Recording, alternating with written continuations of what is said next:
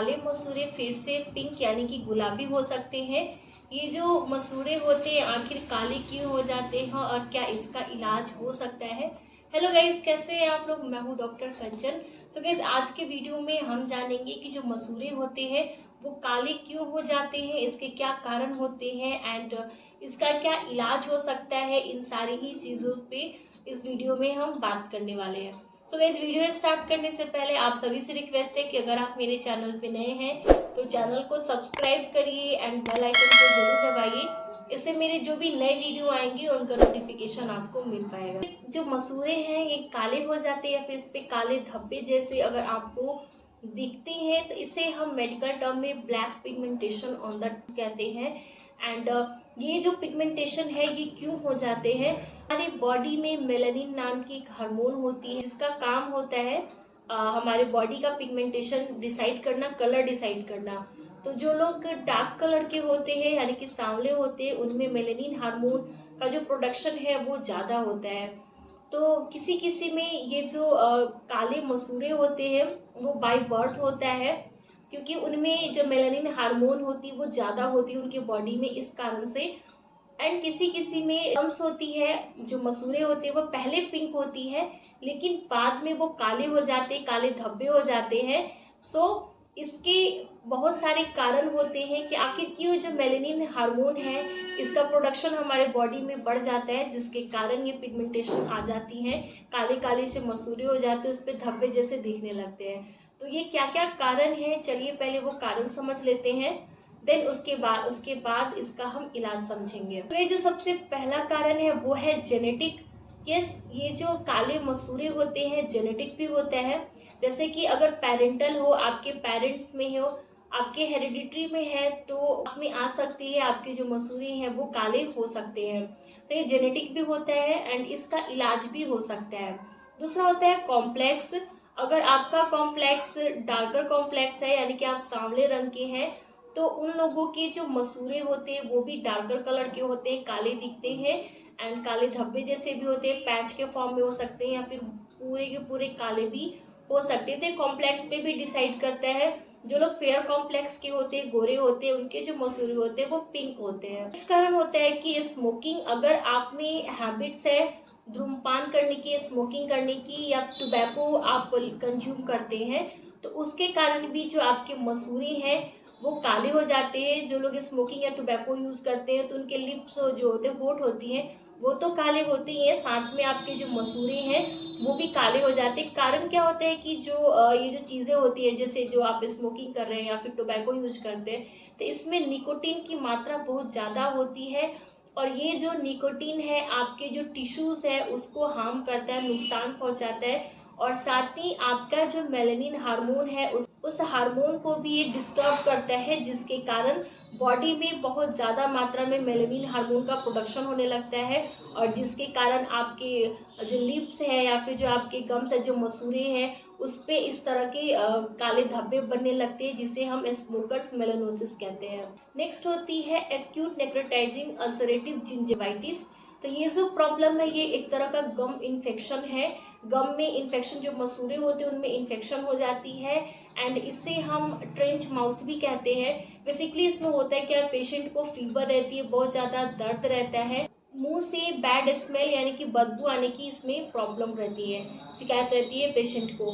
सो इसमें बेसिकली होता है क्या, इस प्रॉब्लम की वजह से आपके जो मसूरे होते हैं उसके ऊपर काले या भूरे रंग के धब्बे या पैचेस, एक तरह से कहें तो डेड टिश्यू जो होते हैं उस पर बिल्डअप हो जाते हैं, उस पर जमा हो जाती हैं जिसके कारण आपके जो मसूरे हैं वो काले काले दिखने लगते हैं। तो इसमें मेडिसिनल ट्रीटमेंट दी जाती है जिससे ये आसानी से ठीक हो जाता है।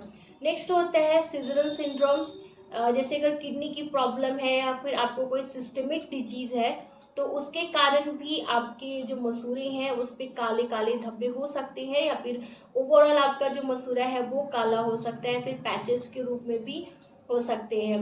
नेक्स्ट होता है कि आप कोई मेडिसिन ले रहे हैं, बहुत लंबे समय से आप मेडिसिन ले रहे हैं एंड उसके साइड इफेक्ट की वजह से भी ये प्रॉब्लम हो जाती है। नेक्स्ट होता है कि सन एक्सपोजर, जिन जिन लोगों को बहुत ज़्यादा धूप में काम करनी होती है बहुत लंबे लंबे समय तक वो धूप में काम करते हैं और वहाँ की जो धूप होती है वो भी बहुत ज़्यादा कड़क होती है, तो वैसे लोगों में भी ये प्रॉब्लम्स आती है सन एक्सपोजर की वजह से।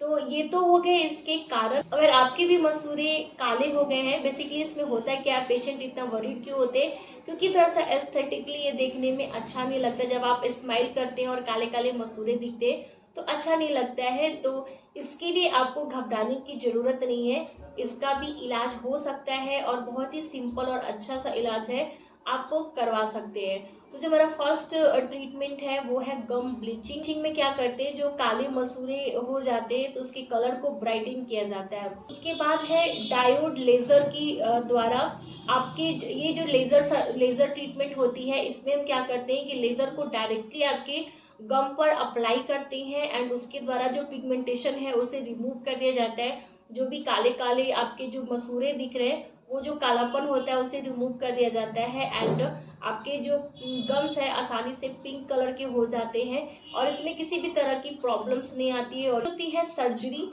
तो सर्जरी में स्कैल्पल सर्जरी होती है। इसमें हम क्या करते हैं कि ऊपर के जो मसूड़ों की लेयर होती है उस लेयर को सर्जरी के थ्रू हम रिमूव कर देते हैं एंड नो डाउट, क्योंकि इसमें हम सर्जरी करें, बहुत बड़ी सर्जरी तो नहीं होती है लेकिन ये थोड़ी सी जो प्रोसीजर्स होती है वो पेनफुल होती है। इन तीनों ही ट्रीटमेंट में मैं बात करूँ कि इसमें से बेस्ट कौन सा है, तो जो डायोड लेजर सर्जरी की जो ट्रीटमेंट है, जो लेजर सर्जरी के द्वारा आपके जो काले मसूड़े होते हैं उसे जो पिंक किया जाता है, ये सबसे अच्छी ट्रीटमेंट है एंड इस ट्रीटमेंट में पेशेंट को किसी भी तरह की परेशानी नहीं आती, इसमें पेन नहीं होता है, दर्द नहीं होता है और बहुत ज़्यादा टाइम टेकिंग ट्रीटमेंट भी नहीं होता है और इसका रिजल्ट भी इन तीनों में सबसे बेस्ट रिजल्ट आपको देखने को मिलता है। और ये जो आप जब लेज़र ट्रीटमेंट करवाते हो तो इमीडिएटली आपको डिफरेंसेस तो दिखती ही हैं, लेकिन 24 आवर यानी कि 24 घंटे के बाद आपको बहुत अच्छा सा रिजल्ट और डिफरेंसेस भी दिखता है कि पहले आपके जो मसूड़े थे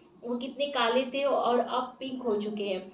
और सर्जिकल ट्रीटमेंट की बात की जाए तो ये भी ट्रीटमेंट अच्छा होता है, लेकिन इसमें थोड़ा सा ये पेनफुल ट्रीटमेंट होता है, बहुत बड़ी सर्जरी नहीं है लेकिन इसमें दर्द होता है। अगर इन सारी ट्रीटमेंट की कॉस्ट की हम बात करें तो अगर आप लेज़र ट्रीटमेंट करवाते हैं तो इसके जो कॉस्ट है, स्टार्टिंग रेंज होती है वो 10,000 से स्टार्ट होते हैं एंड आपके डिपेंड करता है कि आप किस एरिया में कहाँ पर किस क्लिनिक पे करा रहे हैं। To area, clinic to clinic differ करता है, हर जगह की अलग अलग चार्जेस होती हैं। अगर आप सर्जिकल ट्रीटमेंट करवा रहे हैं तो वो 8,000 से स्टार्टिंग होती है एंड ये भी डिपेंड करता है कि आप कितने सेक्शन का ट्रीटमेंट करवा रहे हैं। आप सिर्फ इंटीरियर आगे के दांतों का करवा रहे हैं या फिर आगे के जो दांत के ऊपर के मसूड़े उसका करवा रहे हैं या फिर आप ओवर फुल माउथ का करवा रहे हैं, तो उसके अकॉर्डिंग आपके चार्जेस ऐड होते चले जाते हैं। 30,000 40,000 तक भी जाता है।